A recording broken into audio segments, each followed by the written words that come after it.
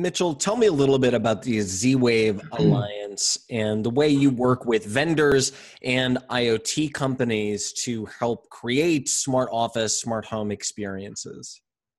Yeah, Z-Wave is actually the dominant platform for the smart home devices. And that's really kind of where our focus had been for the last 15 years. So you're seeing it in door locks, thermostats, security panels, sensors, lighting devices. And the natural extension is to move it over into the office, but I'll get to that in a second.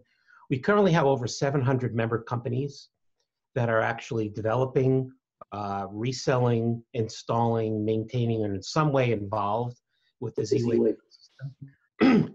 Excuse me. And what makes it unique in terms of all the competing platforms out there is a mandate for interoperability.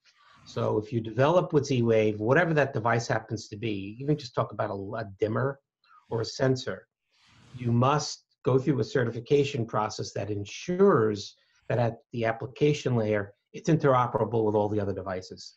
So what does that mean to the office? What does that mean to the home? It means you have choice. It means you're not locked into a particular brand or a particular platform, that you can actually utilize the appropriate door lock, the appropriate sensor, or whatever that device happens to be. In terms of moving into the smart office, this is where sensor technology is really going to drive everything. So yeah, it's wonderful to be able to develop, your hardware, whether again you talk about printers or computers or actual using devices, but it goes way beyond that in terms of your environment, and it's about heating and cooling and humidity and light and occupancy and positioning. How many people are in the room?